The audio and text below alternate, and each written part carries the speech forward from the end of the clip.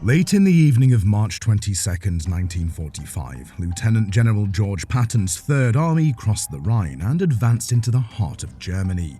Moving northeast from Frankfurt, portions of the Third Army cut through the future Soviet zone and moved on to Gotha.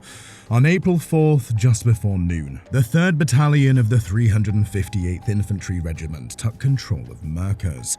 For 2 consecutive days, the 90th Infantry Division, with its command post at Kaiselbach, strengthened the Allied position in the Merkers area. Displaced people in the area were interrogated by counterintelligence corps officers from the 90th Infantry Division about a recent transport of German Reichsbank gold from Berlin to the potassium mine near Merkers. The citizens had heard rumors, but none could conclusively say that gold was contained in the mine. With a stroke of luck, a member of the military intelligence team interrogated a displaced French citizen who had worked in the Merkers Mine. The Frenchman informed him that he had overheard from German officials that gold was stored in the mine. This information was conveyed to the intelligence section of the 90th Infantry Division, which issued orders prohibiting all civilians from approaching the mine. The race was on as troops descended into the mine's depths. Behind a shuttered vault lay what may have been the most magnificent treasure ever amassed. The war was nearing a close, but the horrible truth about the riches hidden in the deep mine was only now coming to light. This is the story of how the US and the Allied forces stumbled upon one of the largest German fortunes in World War II history. During their decade-long dictatorship, the Nazis robbed hundreds of millions of dollars in gold from Europe's central banks. Much of it was spent on purchasing war supplies from neutral countries, but a large amount of gold remained in their possession. The majority of these gold reserves were housed in the Reichsbank in Berlin. The Allies were advancing on Berlin in early 1945, and in February they bombed the Reichsbank in Berlin, nearly destroying the bank and its currency printing plants. Immediately after, the Germans decided to send the majority of the gold reserves, valued at around $238 million, as well as a considerable portion of the monetary reserves, to a mine in Merkers, about 200 miles southwest of Berlin, for safekeeping. 1 week after American B-17 bombers of the 8th Air Force dropped roughly 2,300 tons of bombs on Berlin, a shipment was ready to be transported to Merkers via rail. It included 1 billion Reichsmarks, as well as a significant amount of foreign currency. When the train arrived in Merkers, the wealth was unloaded and stored in a secure vault within the mine. Throughout February and March, up until Berlin surrendered, supplies of Nazi treasure continued to arrive at Merkers. Not only did these shipments contain gold and currency stolen from other nations, they also included valuable items taken from Jews, such as jewelry, silver and gold coins, foreign money, and silver and gold bars. The Reich Minister of Education also sent the nation's artistic treasures to the mine for safekeeping. As the Third Army approached Merkers in the early spring of 1945, Reichsbank officials realized their treasure would not be safe in the mine. They decided it should be moved again. They worked feverishly to extract as much gold as possible, as well as other valuables from the Merkers Mine, and transport it to other locations throughout Germany. However, the speed of the American advance, along with the partial closure of Germany's train infrastructure because of the Easter holidays, impeded their efforts. Bank authorities quickly realized that comprehensive recovery of the treasure was unattainable, so they focused on Reichsmarks instead, which were in low supply in several parts of Germany. On April 4th, American troops entered and took control of Merkers. By noon on April 6th, Lieutenant Colonel William A. Russell, the civilian affairs officer for the 90th Infantry Division, had learned that there was gold and other valuables in a mine at Merkers. Russell subsequently approached mine officials with this information, who acknowledged that they were aware of the mine's storage of gold and precious art, as well as the fact that other mines in the vicinity were also utilized for the same purpose. With this information, Russell then requested that the 712th Tank Battalion be sent to Merkers to defend the mine's entrances.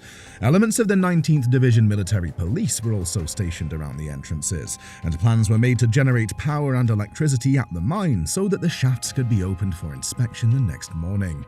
The next day, Russell, the assistant division commander, entered the mine at 10 a.m., along with 2 other 90th Infantry Division officers, Signal Corps photographers, and German mining authorities. The mine lift transported them to the bottom of the main shaft, 2,100 feet below surface. They discovered 550 Reichsmarks bags placed against the walls along the main haulage route. The true riches, however, were in the vaults, which were blocked by a 3-foot thick brick wall. A massive bank-type steel safe door with a combination lock and timed mechanism was put in the center of the wall. The brick wall was quickly blasted through with a half-stick of dynamite. The vault measured approximately 75 feet wide by 150 feet long, with a 12-foot high ceiling. The vault contained over 7,000 bags of gold bars and coins, hundreds of bags of other gold items, 55 boxes of crated gold bullion, over 1,300 bags of gold Reichsmarks, French gold francs, and British gold pounds, hundreds of bags of foreign currency, hundreds of bags of gold and silver coins, 711 bags of American $20 gold pieces, as well as boxes of silver plate and platinum bars. In addition, the Americans discovered many pieces of artworks hidden within the tunnels of the mine. Later that day, Captain Robert Posey, a Monuments, Fine Arts and Archives officer with the Third Army, arrived with his assistant PFC Lincoln Kirstein and Major Pereira from the Third Army to evaluate the artworks, as well as the gold and currency. In his book, The Monuments Men, Robert M. Edsall describes their inspection. Posey and Kirstein gradually came to realize how much was concealed in the Merkers Mine. Crated sculptures, quickly packed, with photos cut from museum catalogues to reveal what was inside. Ancient Egyptian papyri in metal boxes that had been reduced to the consistency of wet cardboard by the mine's salt content. There was no time to investigate the valuable treasures within, since other rooms had ancient Greek and Roman ornamental works, Byzantine mosaics, Islamic rugs, leather, and buckram portfolio cases. They discovered the original woodcuts of Albrecht Dürer's famed Apocalypse series of 1498, hidden in an unassuming side chamber. More crates of paintings followed, including Rubens, Goya, and Grenache, as well as smaller works. When General Eisenhower visited the mine in April to evaluate the find, he was taken aback by the amount of plunder. Crammed inside luggage, trunks, and other containers was a large amount of gold and silver plate and jewelry, clearly taken from individual houses around Europe, he said in his book. All of the products had been crushed with hammer blows, evidently to reduce storage space, and then just tossed into the receptacle, perhaps awaiting an opportunity to be melted down into gold or silver bars. It is estimated that the gold, silver, and money retrieved from the mines were worth more than $520 million. During the summer of 1945, the Americans returned the foreign currencies found at Merkers and elsewhere to other countries, and the process of restituting the artworks discovered at Merkers and elsewhere in the old German Reich began. A panel known as the Tripartite Panel for the Restitution of Monetary Gold was formed to distribute stolen gold and return it to its proper owners. The TGC started returning gold to most countries as soon as possible. However, Cold War circumstances caused considerable delay.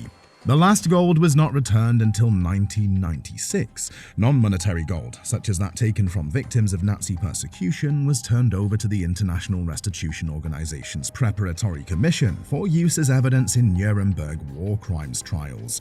Despite the enormous accomplishments of recovering, moving, and reimbursing the Merkers treasure, there is still much disagreement about how much non-monetary gold, dental gold, and jewelry, as an example, was melted down and mixed with monetary gold, and thus how much restitution should be made to Nazi persecution victims and their heirs. It wasn't until 1997 and 1998 that 15 countries agreed to give up their claims to their share of the Tripartite Gold Commission and contributed to compensate victims of Nazi persecution. This portion amounted to 5.5 metric tons of gold. Thank you for watching. If you enjoyed the video, please like, share, and subscribe.